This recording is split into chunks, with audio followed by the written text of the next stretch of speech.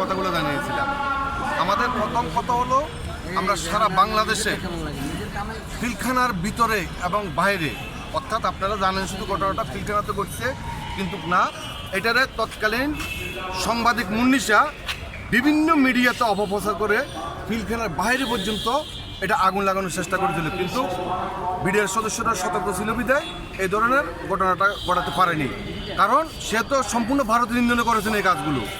তো এই ঘটনাতে আমরা পিলখানার ভিতরে এবং বাহির বলতে বুঝাচ্ছি, পিলখানার ভিতরে আমাদের 5 থেকে 6টা ইউনিট আছে, আর বেশি না। আর যে আমাদের সর্বমোট 54টা স্থাপনার মধ্যে যদি 6টা আর 48টা স্থাপনা কিন্তু আমরা পিলখানার বাইরে সবাই চাকরিচ্যুত। এই কথাগুলো কিন্তু মিডিয়াতে আসে না। আবার দেখা যায় কি 57 জন সেনা কর্মকর্তার কথা বলা হয়, কিন্তু ওখানে শহীদ হয়েছে সর্বমোট 74 জন। যে বিডিআর সদস্য সহ শহীদ হয়েছে 74 জন, বিডিআর সদস্যদের নাম প্রকাশ করে না। তৎকালীন সরকার এটার অতি সুকৌশলে শুধু সেনা বা অফিসারদের কথা বলা হয়েছে, কিন্তু বিডিআরদের কথা বলে না। তো এটা আমরা চাই সত্যগুলো সামনে আসো। এই ঘটনার সাথে যারা জড়িত আছে, যেমন আপনাকে বলি, আলম ফজলুর রহমান সাহেবের একটা তদন্ত কমিশন গঠিত, তদন্ত কমিশনে এখানে রিপোর্ট এসেছে এই ঘটনার সাথে তৎকালীন সরকারের কিছু নেতাকর্মী এবং বিভিন্ন বাহিনীর কর্মকর্তা এবং কি বিডিআর 10 থেকে 12 জন সদস্যের কথা বলেছেন ওনারা। আমরা চাচ্ছি কি প্রকৃতম অপরাধী যারা আছে তারা যেন কোনো প্রকারে যেন কি রেহাই না পায়, কোনো আইনের ফাঁকে যেন বাঁচতে না পারে, তাদেরকে প্রকাশ্যে জাতির সামনে কোনো ফাঁসির ছেলে না, শহীদ মিনার অথবা শাহবাগ মোড়ে প্রকাশ্যে তাদেরকে ফাঁসিতে ঝুলানো হোক, সঠিক বিচার করো।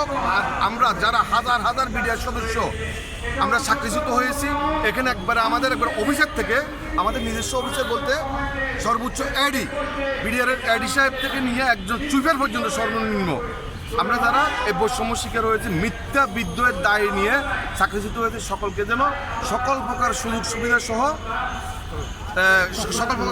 সুবিধা সহ চাকরিতে আমাদের পূর্ণ বহাল এবং পূর্ণ বাসস্থান করা হয়।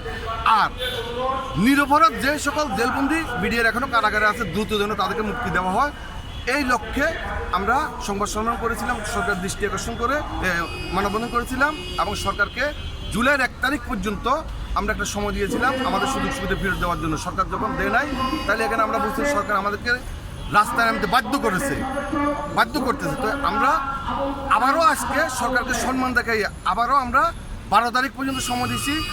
আগামী 12 তারিখের মধ্যে যদি আমাদেরকে সরকার একটা সুস্থ ফয়সালা না দেয়, তাহলে পুরো বাংলাদেশ থেকে আমরা সকল প্রকার কোর্টে ক্ষতিগ্রস্ত বিডিআর সদস্য এবং জেলবন্দি পরিবার, আমরা সকল চাকরিচ্যুত বিডিআর সদস্য, আমরা ছাত্র জনতা এবং রাজনৈতিক দলের নেতা কর্মীদেরকে নিয়ে আমরা সকলের সহযোগিতা চেয়ে আমরা আমাদের বিচার চাওয়ার জন্য সরকারের দৃষ্টি আকর্ষণের জন্য আমরা একটা সমাবেশ করব।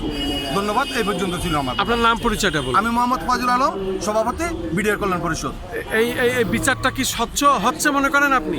অতীতে যে বিচারগুলো হয়েছে এটা তো স্বচ্ছ না। অতীতের বিচারটা হয়েছে যারা এই হত্যাকাণ্ড দেখেছে, এই হত্যাকাণ্ড যারা দেখেছে তাদেরকে কি করছে, তাদেরকে করছে কি ফাঁসি, যাবজ্জীবন বা 7 বছর 4 মাস বিভিন্ন সাজা দিয়ে দিয়েছে। আর যারা এই হত্যাকাণ্ড দেখেন, এই হত্যাকাণ্ডের সাথে জড়িত, তাদেরকে বিভিন্নভাবে এটা থেকে মুক্তি দিয়ে দিয়েছে।